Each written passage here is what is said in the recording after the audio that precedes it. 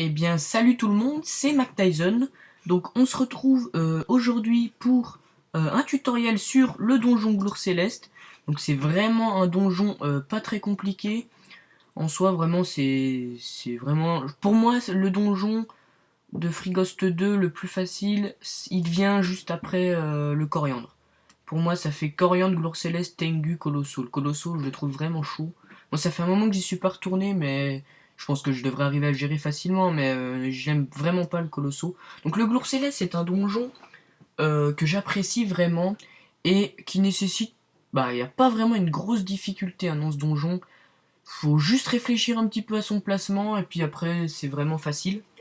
Donc, comme vous avez pu le voir à l'écran, à chaque début de tour, on invoque une sorte de petite flamiche sur nous-mêmes. Là, vous allez voir autour du Zobal. Voilà, donc une petite flamiche sur lui. Donc, c'est l'état qui fait qu'en fait, les Dopu vous one-shot. Donc, si vous mettez un Dopu ne serait-ce que de 1, vous êtes one-shot. Donc, autant dire qu'il faut faire très très très attention au Dopu et surtout au Glourmand. Le Glourmand qui est le monstre tout là-haut à côté du Panda Wasta. Donc, c'est un monstre qui pousse. Voilà, comme vous voyez. Donc le panda wastal, lui, n'est pas affecté les invocations ne sont pas affectées par cet effet. Donc le gourmand à faire très très très attention et à focus le plus rapidement.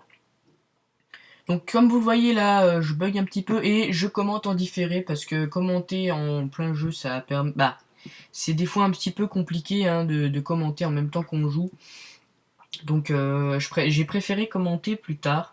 Donc premier tour vraiment c'est du boost, hein. On se prépare pour faire un gros tour 2. Donc le gourmand, voilà, à faire très très attention parce que s'il vous pousse, donc vous êtes one shot et il pousse de 2 cases. Donc souvent que le panda, je faisais vraiment gaffe de placer tous les persos à 2 cases. Donc là, j'ai vraiment pas eu besoin de placer. Après, on a le mob à côté du Glourmand, donc c'est le Glouragan. C'est mon mob préféré, et franchement, je crois que c'est le mob que je préfère dans le jeu, parce qu'il tape ses alliés, donc ça, c'est vraiment énorme. Hein. Quand vous avez un mob qui peut mettre du moins 500, voire moins 1000 sur un allié, c'est vraiment totalement abusé, donc moi, j'adore ce mob.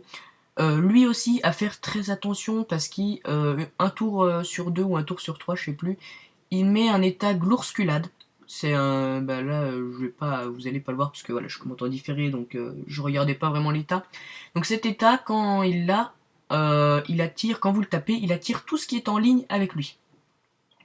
Donc c'est à faire vraiment très très très attention parce que si vous voulez par exemple réussir votre combo et là vous le tapez et ça vous attire et bah, vous avez loupé ce que vous voulez faire en gros, donc c'est plutôt dangereux et surtout que le Glour Céleste, si il est changé de position, donc il rentre dans l'état Résuglours. Donc le Glour Céleste, je vais vous en parler maintenant, c'est là que vous allez comprendre que bon, il y a quelques trucs à pas faire au Glour Céleste. Donc l'état Résuglours du Glour Céleste, comme vous pouvez peut-être l'entendre, vous entendez le mot Résu, voilà, donc ça permet de réinvoquer ses alliés morts. Donc si vous le faites quand il n'y a aucun allié mort, quand il n'y a aucun de ses alliés morts, c'est pas bien grave, c'est pas compliqué, il fera rien, le Glour Céleste, voilà, il sera juste entré dans l'état. Mais faut faire très très attention parce que moi au tout début quand je faisais le Glour Céleste, plein de fois en fait je me faisais avoir comme ça, où je le déplaçais, ou des choses comme ça, où je faisais attirer par l'état Gloursculade. Et résultat, il se foutait en état Résuglours, et il réinvoquait tous ses alliés. Il peut réinvoquer jusqu'à 4 alliés. Hein. Donc ça peut vraiment faire très très très rapidement, ça peut rendre le combat vraiment très rapidement embêtant. Après, donc là, vous avez vu, j'ai fini le Glourmand. L'Amélie-Glours aussi, donc l'Amélie-Glours j'en ai pas trop parlé, c'est pas un mob trop embêtant, en plus il a des mauvaises résistances terre, donc pour le Zobal Heliop ça fait très très mal, donc il sacrifie ses alliés et il leur donne des bonus de vitalité. Bon, c'est vraiment pas un mob compliqué, vous allez vous le focus et puis c'est vraiment très rapide. Pour le Glour Céleste aussi, pour éviter qu'il rentre dans l'état Résuglours, faut faire attention, c'est qu'en fait si vous l'entravez des PM, et ben il va rentrer dans l'état Résuglours à nouveau. Donc faire très très très attention à ça, ne jamais entraver Glour Céleste PM. Alors je sais plus si PA et PO ça fait quelque chose, je suis pas sûr. Peut-être bien PO, mais sinon c'est bon, il n'y a rien. Donc vraiment faire très attention à pas RAL-PM le Glour Céleste, sinon vous risquez de vous retrouver avec tous les mobs de réinvoquer. Et le dernier mob dont je ne vous ai pas parlé et que je viens de tuer avec la coco, c'est la périglours. Donc la périglours, c'est pas un mob très dangereux. On lui tape un petit peu. Seul truc un petit peu embêtant, c'est qu'il soigne ses alliés. Donc ça, c'est un petit peu... Bah, ça devient vite embêtant en fait quand il soigne ses alliés. Mais bon, c'est pas trop grave. C'est pas forcément le mob qu'il faut focus, hein. Dans l'ordre, c'est Glourmand, Méliglours, Apériglours, Glouragan et Glour Céleste. Moi, je vous conseille de faire le Glour Céleste en dernier, c'est beaucoup plus facile pour réussir le donjon. Parce que vous avez plus de mobilité et donc les dégâts de pousser one shot. Donc, faut avoir vraiment toute la carte. Attendez 2 secondes.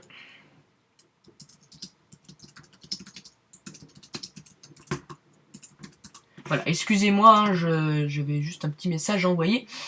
Donc, pour le Glour Céleste, c'est pas compliqué. Le debuff n'est pas vraiment compliqué, le debuff du Glour Céleste.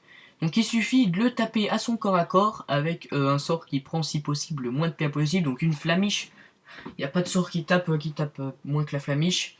Donc, vous le tapez au corps à corps. Donc, vous allez le voir tout à l'heure. Donc, en le tapant à son cac, vous allez être repoussé de 4 cases, donc ça c'est à faire très attention au placement.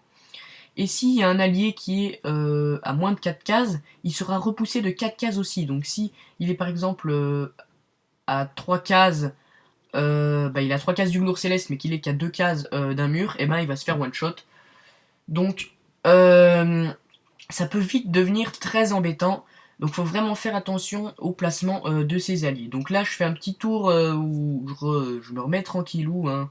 Je fais pas trop de folie, hein. Je booste un petit peu. Là je me rends compte que le Wasta va vite m'embêter, donc là je commence à le taper un peu.